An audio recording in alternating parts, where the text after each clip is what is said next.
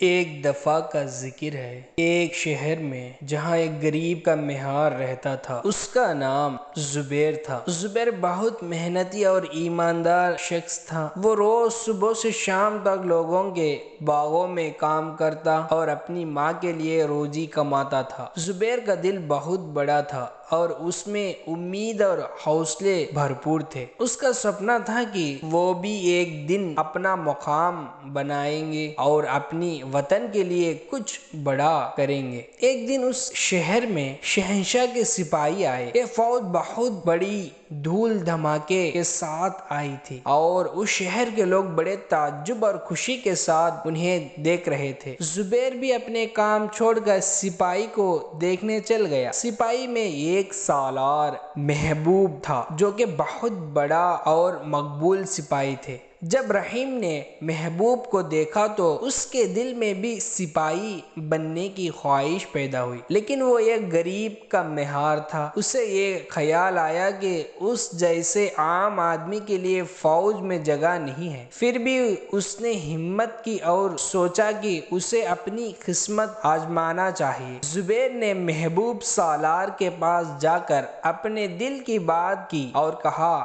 صاحب، میں بھی سپاہی بن کر اپنے وطن کی خدمت کرنا چاہتا ہوں۔ محبوب سالار نے اسے غور سے دیکھا اور ہنس کے کہا، تم جیسے کمزور اور غریب آدمی فوج میں کیسا کام کریں گے؟ زبیر نے جواب دیا، صاحب، حوصلہ اور محنت سے بڑا اور کچھ نہیں۔ اگر آپ مجھے موقع دیں گے تو میں اپنے آپ کو ثابت کر کے دکھا سکتا ہوں۔ محبوب سالار نے زبیر کی آنکھوں میں حوصلہ اور جذبہ دیکھا اور سوچا کہ اسے ایک امتحان دینا چاہیے۔ محبوب سالار نے کہا، اگر تم اس جنگل راستے سے گزرتے ہوئے اور کسی کی مدد کے بغیر پہاڑ کے دوسری طرف پہنچ سکتے ہو تو میں تمہیں اپنی فوج میں شامل کر لوں گا۔ زبیر نے بنا کچھ سوچے اس امتحان کو قبول کیا۔ راستہ بہت مشکل اور درند پرند جنگلات سے گزرتے تھے۔ زبیر نے رات کے اندھیری میں درندوں سے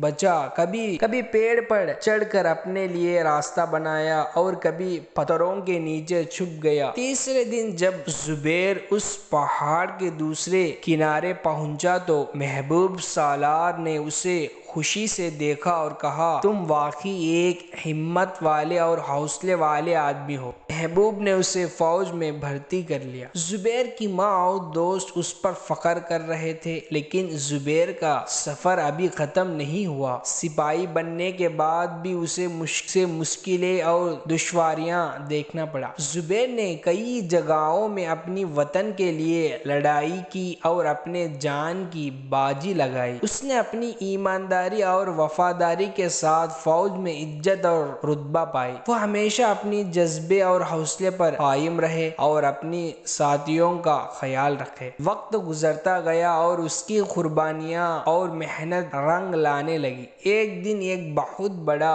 دشمن شہنشاہ کی علاقے پر حملہ کرنے آیا۔ اس جنگ میں زبیر نے اپنی رہنمائی اور طاقتور سے دشمن کا مقابلہ کیا اور اپنے فوج کو فتح دلایا۔ شہنشاہ نے زبیر کی ان قربانیوں کو دیکھتے ہوئے سالار ملت کا رتبہ پر پہنچا دیا۔ اب لوگ اسے عزت کے ساتھ سالار ملت زبیر کہتے ہیں۔ اس کہانی سے یہ سبق ملتا ہے کہ اگر انسان حوصلہ، ایمانداری اور محنت سے کام کرے تو وہ زندگی میں کسی بھی منزل کو پا سکتا ہے۔ دوستو، اگر اس ویڈیو آپ کو پسند آیا ہو تو لائک کریں، شیئر کریں اور ہمارے اس چینل کو سبسکرائب کرو۔ خدا حافظ۔